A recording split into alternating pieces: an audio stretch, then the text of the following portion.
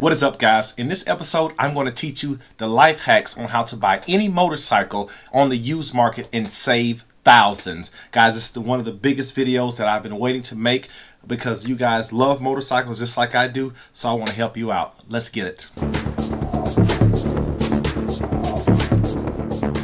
Before I start today's video, I want to extend a huge thank you to CustomEV, who is our video sponsor today. Guys, let's head over to CustomEV and check out their website. CustomEV is a one-stop shop for all of your electric portable vehicle needs. These guys are super helpful. They have a large inventory and they have a comprehensive inventory of parts, batteries, or controllers, motors that you can ever need for your type of electric vehicle. And guys, one of my favorite vehicles on their site is called the Fido electric bike. Guys, let's check this out. As you can see, the Fido electric bike is a swaggy, super cool, sit-down type electric scooter that can be modified in many different ways, and it's offered on their website for $849. So you can get a very nice way to get around town and be cool while doing it. And if you ever want to, in my style, they have motors and different battery packs that are available to actually upgrade this Fido and make it an absolute beast on the street. So guys, head over to customev.com. I'm going to put the link below so that you can check out their very nice website and get your next EV today. So let's jump into the action, guys. As you guys may be aware, there are many sources of used motorcycles. Some of the main ones are going to be Copart, it's going to be Craigslist, your Facebook Market, and occasionally your eBay. But the one I'm going to focus on in today's video is actually going to be Copart. I've sourced this video here in the past because they have the broader selection, or the most widely known selection of makes of all different types. So that's why I usually tend to gravitate towards Copart. However, Copart can be very dangerous for your wallet if you're not careful. So what I'm going to do in today's video is I'm going to walk you through the steps that I have taken in the past with my many motorcycle purchases to get the best deals from Copart. So step one, do your homework on whatever motorcycle you're trying to buy. Know the value of that bike. Know the ins and outs as best you can before you purchase the bike. And then what we're going to do is I'm going to walk you through the step-by-step of how to actually evaluate a bike in case you can't go to the facility to look at it. We're going to dive deep into some of the pictures and see if we can get enough information to make a definitive decision that can save us thousands of dollars. So let's jump straight over to Copart now and let's see if we can source a super nice bike. Let's do it.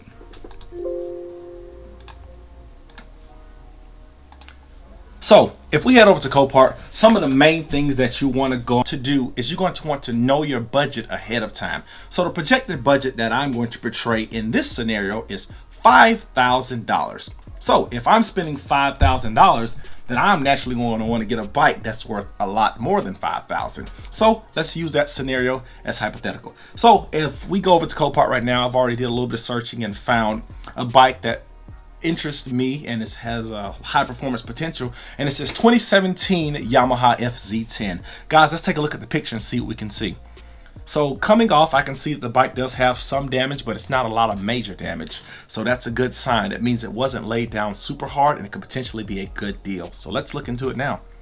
Just going to the next picture here, I'm kind of zooming in just to see what I can see as far as damage goes. And there's not a lot of damage here, so that means it must have been a small low side, or it could have just been a fender bender. So let's keep looking and see what we see here. I can see there is some tail light damage on this Yamaha.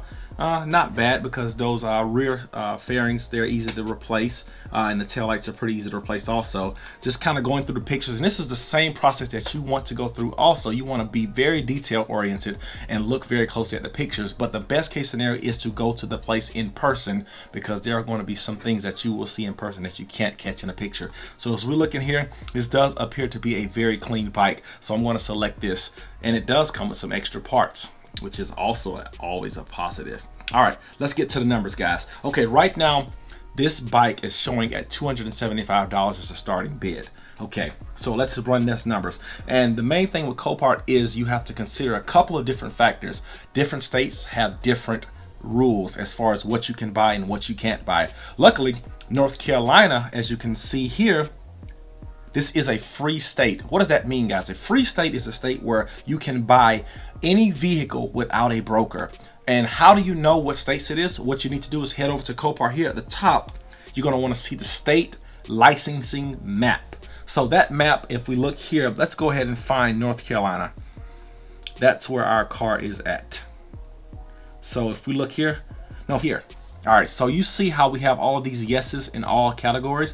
What those yeses correspond to, so yes, yes, yes, yes, yes. If you go all the way to the top, you see how you, in the same titling, you can buy all of those items no matter what status they're in. So that's the first thing. See if you can even buy the vehicle, guys. So look over the state map very closely so that you don't waste time trying to bid on a vehicle that you cannot buy without a broker. I don't really advise brokers unless you see something you absolutely have to have. Then I say get a broker, because brokers get very expensive very quickly. So I usually stick to the states where it's open, free game for all the vehicles. So let's go try our next step. We've already considered our budget of $5,000. So right now it's sitting at $275. Of course, this bike I expect to go for a lot more than $275, but I'm going to run the numbers and try my odds to see if I can win this bike of this caliber. Next thing, let's see, it runs and drive. Based on the pictures, I can believe that. You want to always scrutinize whatever Copart says, because you don't want to find yourself in a pickle where you're believing something that they say and it turns out not to be true. So let's look here, let's continue to look. As you can see, the estimated retail value is a whopping $10,000.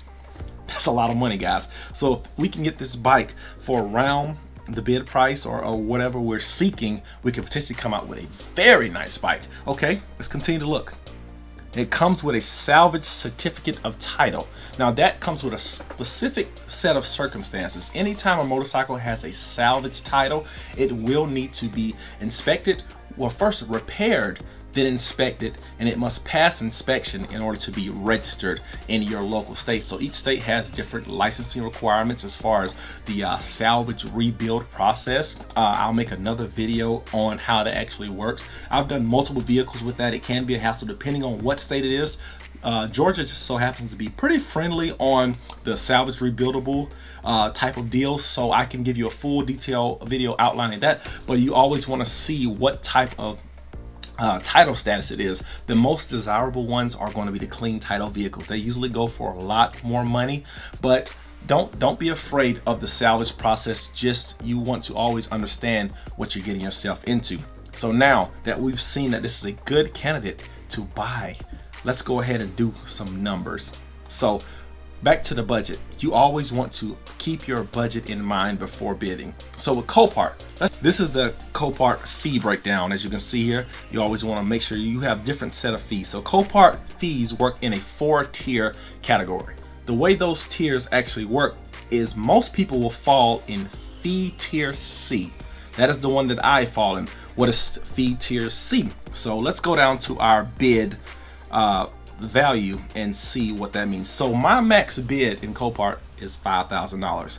However, I can't bid up to $5,000 because I'll go over my budget. The reason why is because the bid fee or the Copart fee for the $5,000 range is $725.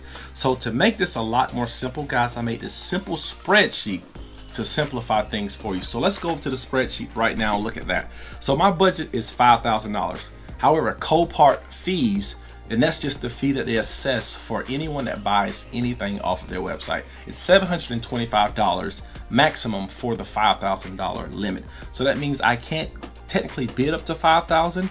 I can bid below $5,000 after I consider all the other fees.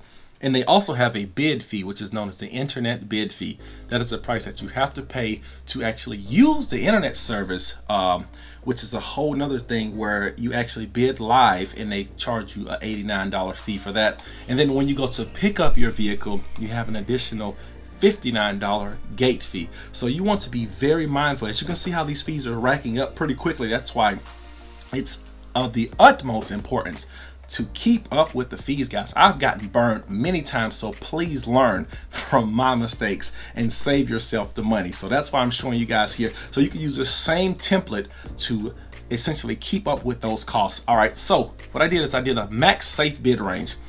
My maximum safe bid range is $4,127. What that is that's my budget minus the total fees.